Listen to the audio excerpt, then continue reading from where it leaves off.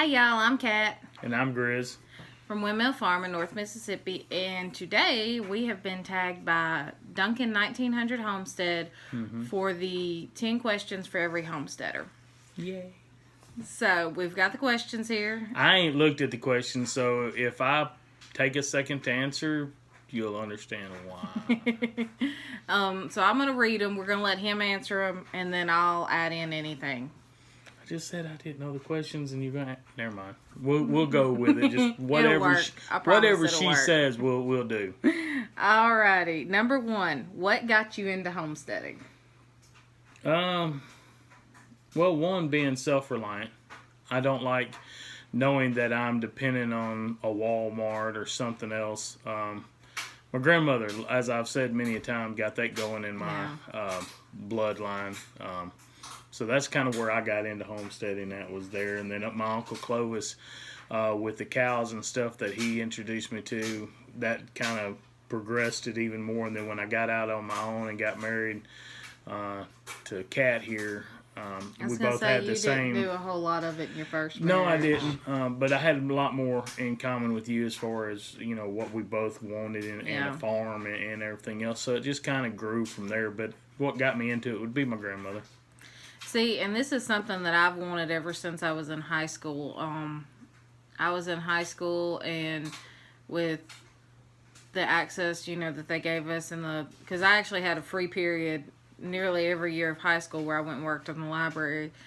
And I forget what the book was I picked up, but I picked up something. It was talking about a small hobby farm is what they were calling it at the time. They weren't using the term homesteader.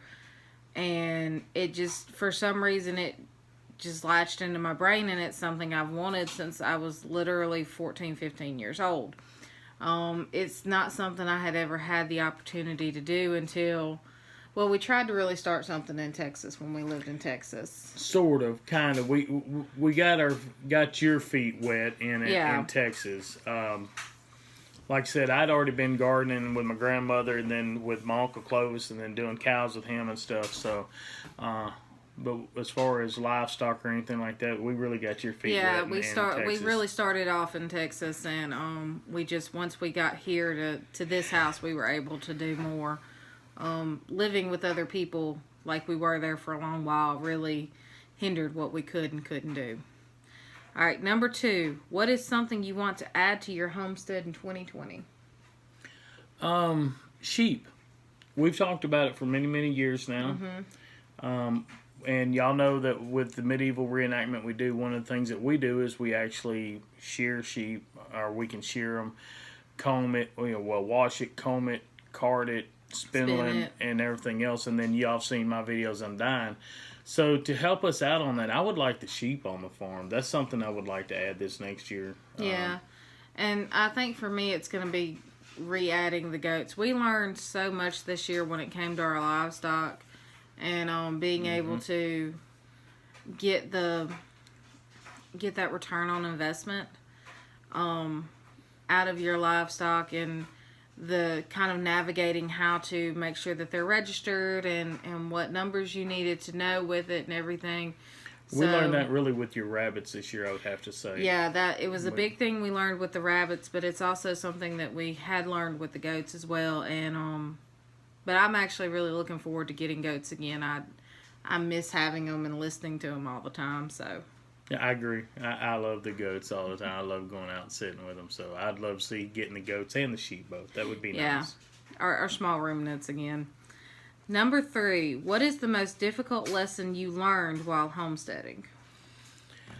Well, for me, outside of livestock, the big thing that I learned this year is if you take a vacation, especially with the type of raised bed that we were doing with intensive gardening practices, you've got to have somebody come by and check on it and keep it watered and check on pests and things like that, because we took a small trip to Texas, come back, and I lost everything. Yeah. I mean, when I say I lost everything, everything. Well, and everybody talked about how this year was bad for pests and was bad for disease. It just, this year was hard on everybody. I just lost everything. Yeah, and I just lost everything, and that was probably the hardest thing. Was that, look, if it's not like the in-ground I was used to doing, because the in-ground seems like once you get it going, it's almost, and you don't add water, your crops might not put off as much as you would in a raised bed and stuff, but they seem a little hardier. They seem like they're more able to. I guess it's because they're getting a better taproot system and they're already in the ground. But I learned that in the raised bed, where you're having to add water, where you're having to take time and do the different things that comes with a raised bed, that really and truly, that was my thing of learning this year, was that, look, if you take one day off because you're either sick or you had, like we did, we went out of town, you have got to have somebody come by and check on that. Well, and that's a system we have fixed better this year. I think the hardest thing for me was just loss in general. Yes, we lost a lot of livestock the this massive year. Livestock losses that we took, the family issues we had, the medical issues we had, because I know we've talked about the medical issues, but we haven't really expounded on the family issues that happened. I think that was probably the hardest thing for me this year, was the family issue more than anything. Very true. All right. Number 4, what is your favorite chore on the homestead?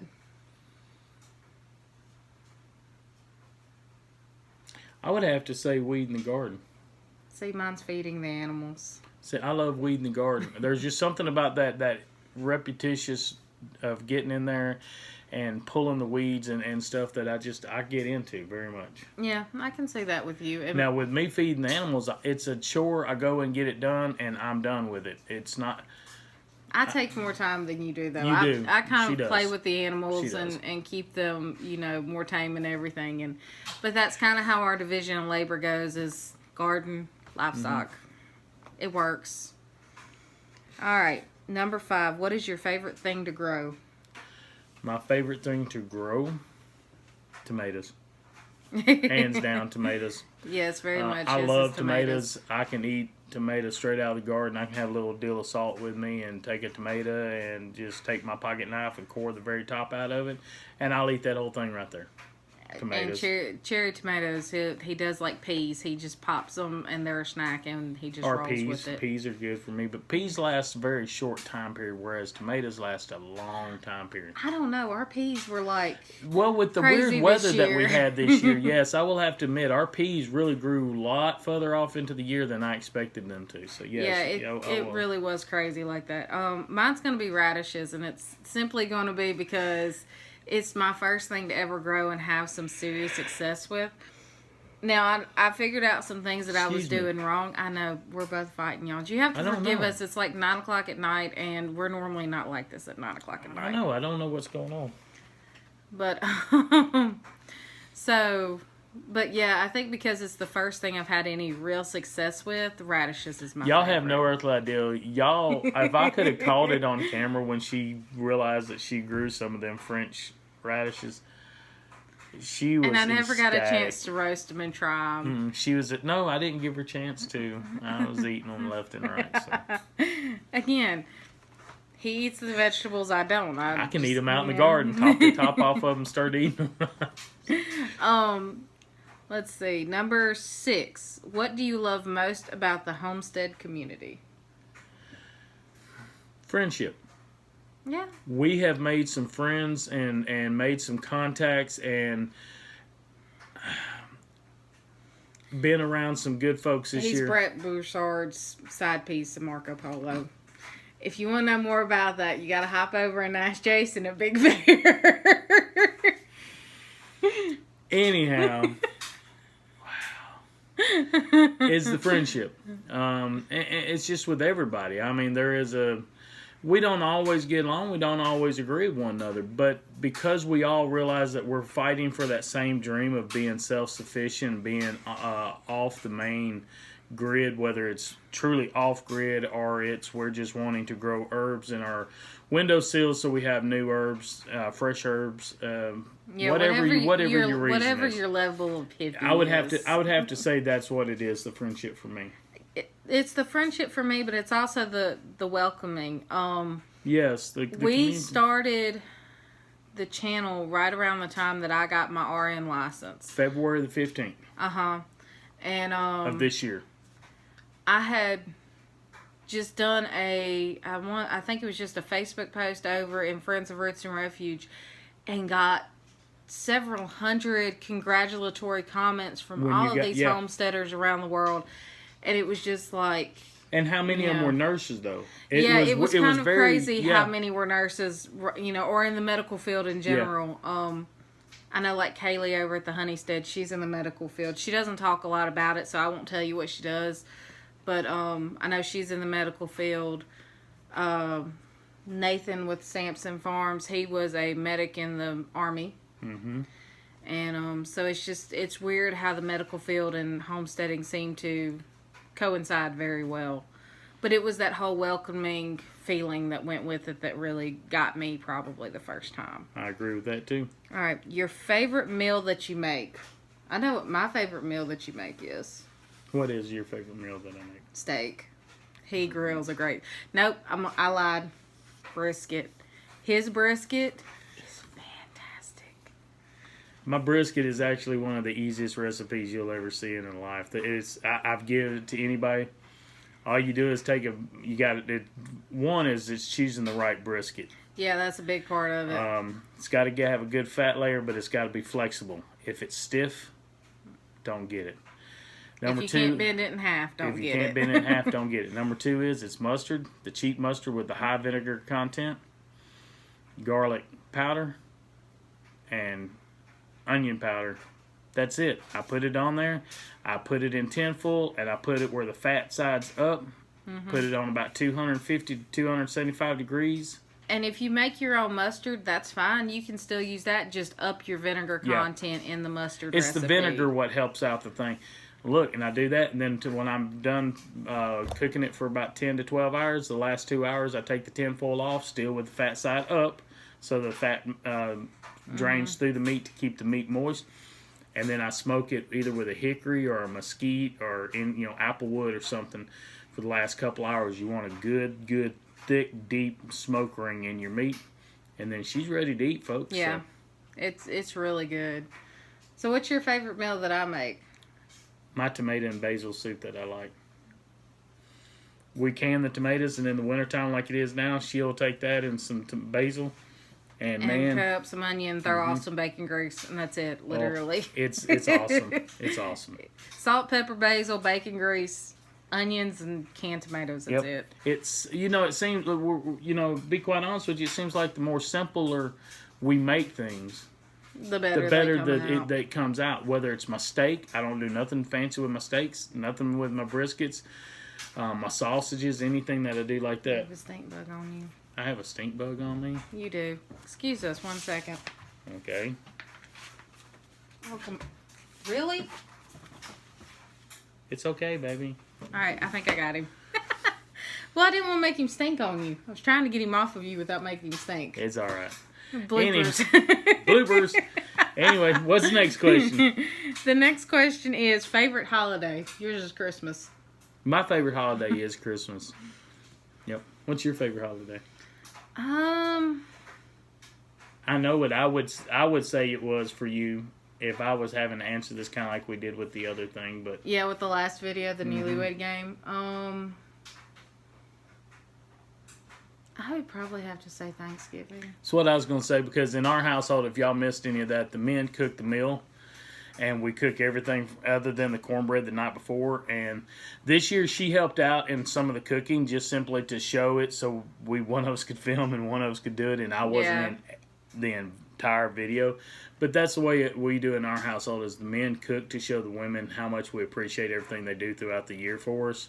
So the big meal of the year, because we really don't do a big meal at Christmas time. No. It's for my family, it's when everybody was out here. Whoo, sorry, it's that stink bug, y'all.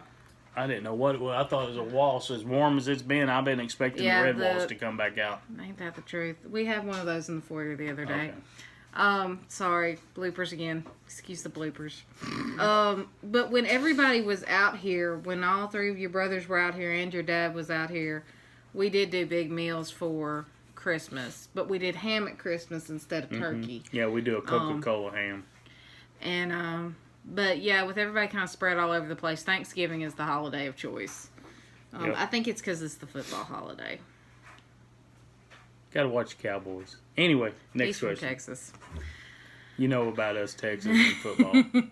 All right, number 9. Is your homestead where you intend to settle permanently, or are you looking to start over elsewhere? That's a complicated thing. For the simple fact that I wouldn't mind this being our homestead for the rest of my life. I've moved too many times in my life, especially early on. That had to do with my dad and his choice of work, his occupation. I got tired of moving. I'm tired of moving. I just don't want to move. But with that being said, we've been told that there's no way we're going to be able to do everything as long as we want to on this property. So we're eventually looking to move. We're not in a position where we have to move. We're on family land. Yeah, it's not anything that's going to happen like tomorrow, next year. In fact, really and truly, I'm in the process of, I went and did a second interview for a wound care job. If I got that job, that would be a 4-year commitment at my current place of employment. So we're not minimum. like leaving, but we Yeah. do want a place of our own, and we've actually looked at going a little bit further north from where we're at, simply because, to be quite honest with you, I am sick and tired of the 110-degree summers. And like right now, it is the middle of December, end of December, fixing to be the 1st of January, and it's 70 degrees outside. I want to at least be in We the would 40s. like to be, in long sleeves this time of Yeah. year.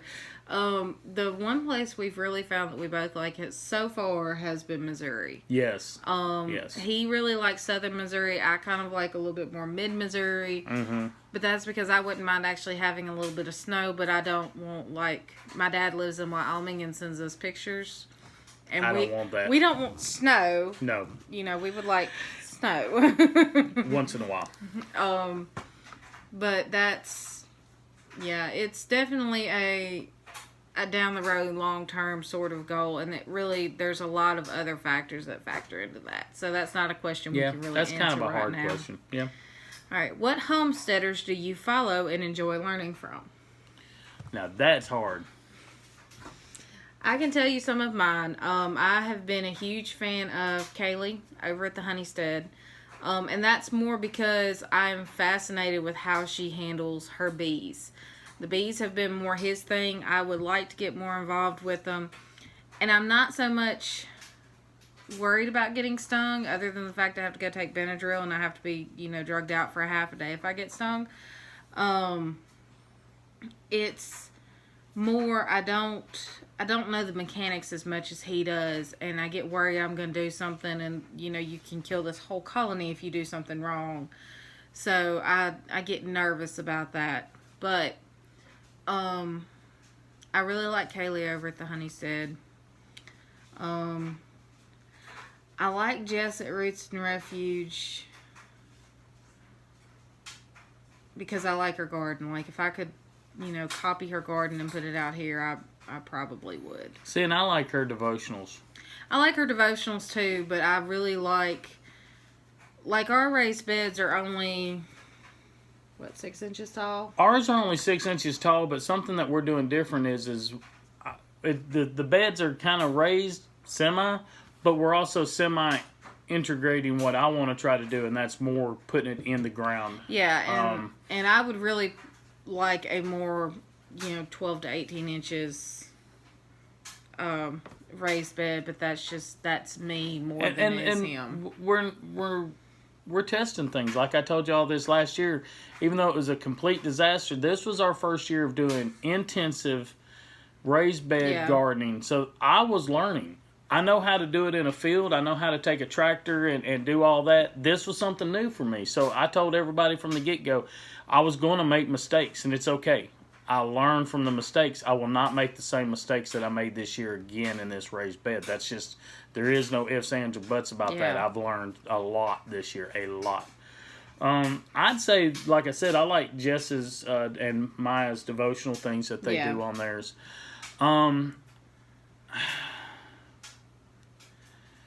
It's hard for me to answer because literally I have watched so many people and learned so much from them. Grandma Rose. Yeah. She's a wealth of information, and I've been to her place and walked around with her, and look, I only showed y'all a small portion of me walking around. She was a wealth of information that I was learning from while I was over there. Yeah. Of course, M.I. Gardner. How can you not learn from him?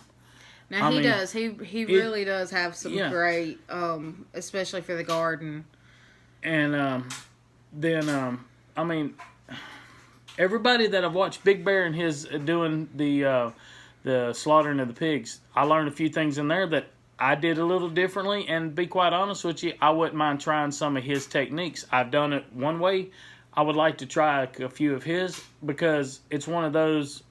Sometimes you could have been doing something your entire life, and if it makes it just a little bit easier on you, I have no problem in changing what I'm doing. That's just like I've done leather work for 35 years plus now, and I have learned things from guys half my age because they approached the leather. I approached it from the old Al Stolman type way of doing leather, and leather's changed. It's turned into an art form now.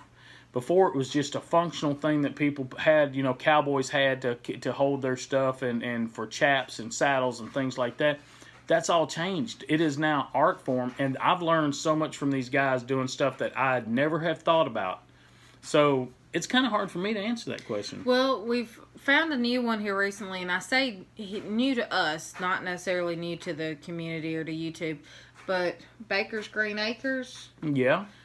We've watched some of his stuff and been really impressed. Pratt Family. We've watched some of. We actually watched some of Pratt Family's where they did the back in 2017 where they were doing all the taste tests from the different that was a good that they video. raised.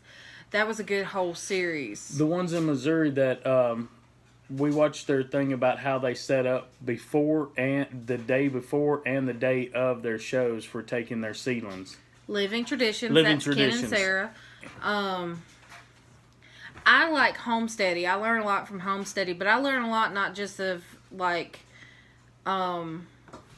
doing homesteading type stuff. Homesteading has a lot of stuff on gear and the tech and how to set stuff up like that. And Two Family does a lot of that. Yeah, well, I was fixing to say we learned on as far as since she's brought Two Family in is how to do our YouTube channel. Yeah. We've learned a lot from Daryl and them and Cher on how to tweak things on our YouTube. So I've been happy with that.